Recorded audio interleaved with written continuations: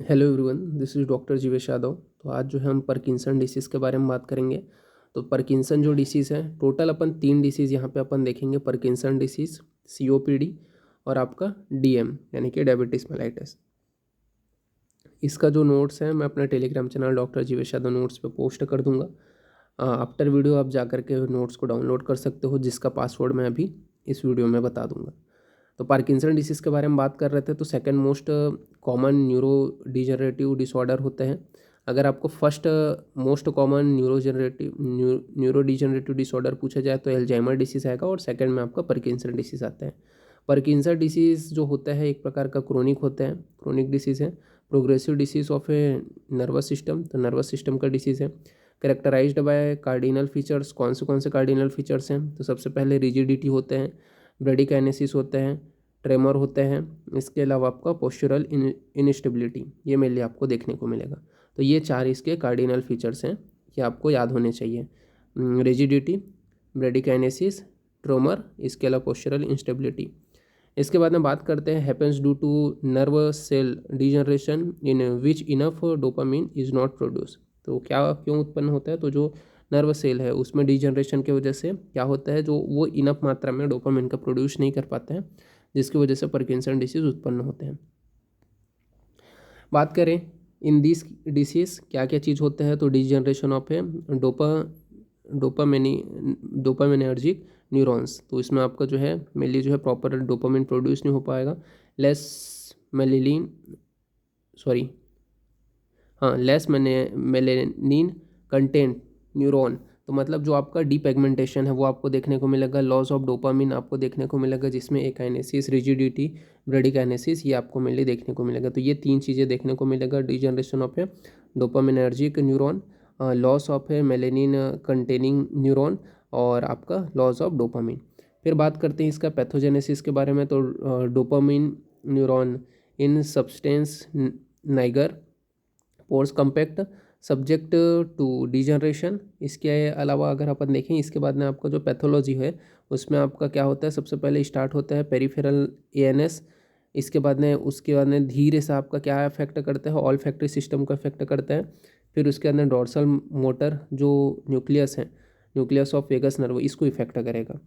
फिर आपका बेसल गेंगलियन के इफेक्ट करेगा। तो बेसल गेंगलियन में कैसे इफेक्ट करता है, तो सबसे पहले स्ट्रेट जो आपका स्ट्रेटम को इफेक्ट करता है, फिर सबथैलेमिक न्यूक्लियाई को इफेक्ट करता है, फिर उसके बाद में ग्लोबल जो आपका ग्लोबस जो आपका पेलिडस होता है उसको इफेक्ट करते हैं। उसमें पार्ट्स एक्सटर्ना पहले, फिर पार्ट्स इंटरना आते हैं। फिर क्लिनिकल फीचर्स के बारे में बात कर लेते हैं इसके। तो क्या क्या देखने को मिलेगा, तो जो आपने देखा था जैसे कि ट्रेमर देखने को मिलेगा, ब्रेडिकाइनेसिस देखने को मिलेगा, जाइंट इंस्टेबिलिटी देखने को मिलेगा, रिजिडिटी देखने को मिलेगा, स्लो मूवमेंट हो जाएगा, एकाइनेसिस आपको देखने को मिलेगा, क्लैस्प नाइफ देखने को मिलेगा, मास्क फेल्स देखने को मिलेगा। इसके loss of fine hand movement, speech में डिफ़िकल्टी होगा। और अपन देखें तो मूड डिसऑर्डर आपको देखने को मिलेगा पेशेंट में। सेंसरी जो अल्टरेशन है वो आपको देखने को मिलेगा। तो ये मेनली आपका क्लिनिकल फीचर्स में बताया गया है। इसके अलावा भी और क्या देखने को मिलता है, तो मेनली जो आपका रेजिस्टेंस है वो इंक्रीज़ हो जाता है पेसिव मोशन के लिए। faulty uniformly in agonist and antagonist muscles in both direction. इसके अलावा आपका डिप्रेशन में चला जाता है पेशेंट। तो ये मेनली इसके कॉमन क्लिनिकल फीचर्स है। इन्वेस्टिगेशन में अपन जो है पेशेंट को मेनली लैब टेस्ट नहीं कराते हैं, नो लैब टेस्ट। इसमें अपन मेनली यहाँ पे बोला गया है at least 2 of the 4 cardial features are present. Mainly अपन हिस्ट्री लेते हैं पेशेंट का, साइन सिम्टम वगैरह देते हैं, और क्लिनिकल एग्जामिनेशन करा करके सिस्टमिक एग्जामिनेशन कराते हैं, तब पता चल जाता है। बात करें ट्रीटमेंट के विषय में, तो ट्रीटमेंट में अपन फार्माकोलॉजिकल ट्रीटमेंट कराएंगे, जैसे कि लेवाडोपा दिया जाता है, can cross blood brain barrier as dopamine can not. इसके अलावा डोपामिन एगोनिस्ट देंगे, एंटीकोलर्जिक ड्रग देंगे, MAO इनहिबिटर देंगे, COMT इनहिबिटर देंगे, न्यूरो प्रोटेक्टिव जो आपके ड्रग हैं वो आपको न्यूरो प्रोटेक्टिव आपको करना है आयुर्वेदा ट्रीटमेंट के साथ है, और सर्जरी, ये मेनली बताया गया है। तो ये पार्किंसन डिसीज़ आपको फिनिश होता है। नेक्स्ट बढ़ते हैं COPD। COPD में क्या बोला गया है, तो COPD में बोला गया है COPD is a preventable and treatable pulmonary disease associated with some significant extra pulmonary effect. That may contribute the severity in individual patient। तो ये आपका बताया गया है क्या है, एक प्रकार का preventive and treatable pulmonary disease होते हैं associated some significant and external pulmonary effect के द्वारा जो है एसोसिएट होते हैं। ये चीज़ यहाँ पे बताया गया है। इसके अलावा बात करें तो in COPD there is a persist air flow limitation, उसमें परसिस्ट एयर फ्लो लिमिटेशन आपको देखने को मिलेगा। That is usually progressive and associated with an enhanced inflammatory response in the airway and lung to anoxic gases and आपका जो particles हैं, तो gases के जो आपके पार्टिकल्स हैं, ऑक्सीयस जो गैसेस हैं उनके पार्टिकल्स के प्रति एयरो में इन्फ्लेमेटरी रिस्पॉन्स जो है आपको देखने को मिलता है। फिर बात करते हैं COPD forms a spectrum with pure chronic bronchitis at one and pure emphysema at other end. तो ये आपको मेनली COPD में देखने को मिलेगा। फिर कंडीशन इंक्लूड अंडर COPD क्या कंडीशन इंक्लूड होते हैं, तो disease is considered COPD only of A chronic air flow obstruction occurs. इसके वजह से क्या है, तो एम्फाइसीमा, तो एम्फाइसीमा में आपका बोला गया है an anatomically defined condition characterized by abnormal permanent enlargement of air space distal to the terminal bronchioles. It occupied by disruption of a air space wall without abuse of fibrosis. There is no fibrosis visible to the naked eye। तो ये आपका क्या है emphysema में बताया गया है कि मेनली क्या होता है, ऑटोमेटिकली जो है डिफाइंड कैरेक्टराइज मतलब कंडीशन होता है जो कैरेक्टराइज होता है abnormal या फिर permanent enlargement of air space distal to the terminal bronchioles. तो ये आपका बताया गया है। फिर बात करते हैं क्रोनिक ब्रोंकाइटिस। तो क्रोनिक ब्रोंकाइटिस में बोला गया है chronic production cough for the 3 month in each of two in each of 2 successive years in a patients involve other causes of a chronic cough have been excluded। तो ये आपका chronic bronchitis में बताया गया है। फिर बात करते हैं स्मॉल एयर डिसीज। तो in this small bronchioles are narrowed. तो इसमें आपका क्या होता है, जो आपका जो ब्रोंकियल्स जो होते हैं, ब्रोंकियल्स जो होते हैं वो नैरो हो जाते हैं। क्लासिफिकेशन के बारे में बात करें तो COPD के 2 होते हैं, एक्यूट होगा, क्रोनिक होगा। और क्रोनिक को 2 भाग में डिवाइड किया गया है, ब्लू बॉटल और पिंक बफर। ये आपका मेनली बताया गया है। तो ये आपका क्या होता है, जो ब्लू बॉटल जो होता है वो क्या है प्रोडोमिनेंटली ब्रोंकाइटिस होता है, और आपका पिंक बफर जो होता है वो आपका प्रोडोमिनेंटली एम्फाइसीमा होता है। फिर आगे बढ़ते हैं, पैथोजेनेसिस के बारे में बात करते हैं। तो COPD में इन्वायरमेंटल फैक्टर्स जैसे कि आपका सिगरेट स्मोकिंग हो गया, एयर पोल्यूशन हो गया, toxic industry inherited scale respiratory tract infection है, तो इसके वजह से भी क्या होगा, लंग्स में इन्फ्लामेशन होगा। और होस्ट फैक्टर जैसे कि आपका जेनेटिक और एयरवे में आपका जो जो आपका बात कर सकते हैं रिएक्टिविटी है, एयरवे हाइपर रिएक्टिविटी है, इनकी वजह से भी मेनली क्या है लंग्स में इन्फ्लामेशन होगा। लंग्स में जब इन्फ्लामेशन होता है तो इन्फ्लामेटरी कंडीशन की वजह से एंटीऑक्सीडेशन का मेनली जो है सप्रेशन हो जाएगा, और जो आपका ऑक्सीडेटिव जो स्ट्रेस है वो आपको देखने को मिलेगा। और क्या हो सकते हैं, तो इसके वजह से आपका क्या होगा, मेनली COPD जो है निर्मित होगा। इन्फ्लामेटरी कंडीशन में और क्या हो सकता है, तो यहाँ पे आपका एंटी प्रोग्रेसिव होगा। एंटी प्रोग्रेसिव की वजह से सप्रेशन होगा और प्रोटीनेजेस का निर्माण होगा, जिसके वजह से रिपेयरिंग मैकेनिज्म होगा और COPD जो है वो उत्पन्न हो जाएगा। अब COPD जो होगा इसमें आपका यहाँ पे बताया गया है कि COPD एक्चुअली में क्या क्या होता है। तो इसमें आपका बोला गया है हाइपरट्रॉपी और आपका hyperplasia of a mucus gland. इसके अलावा नर्विंग ऑफ ए ब्रोंकियल्स जो है नैरो हो जाएगा। Chronic inflammation of the airway, तो क्रोनिक इन्फ्लामेशन आपको देखने को मिलेगा एयरवे में। तो ये मेनली आपको देखने को मिलेगा COPD में क्या क्या, तो hypertrophy and hyperplasia of mucosal gland. इसके अलावा narrowing of a bronchioles, chronic inflammation of the airway. बात करें इन्वेस्टिगेशन में, तो इन्वेस्टिगेशन में क्या कराते हैं, तो पल्मोनरी फंक्शन टेस्ट कराएंगे, चेस्ट एक्सरे कराएंगे, स्पुटम एग्जामिनेशन कराएंगे, आर्टेरियल ब्लड गैसेस जो है वो अपन जो है कराते हैं, ईसीजी कराते हैं।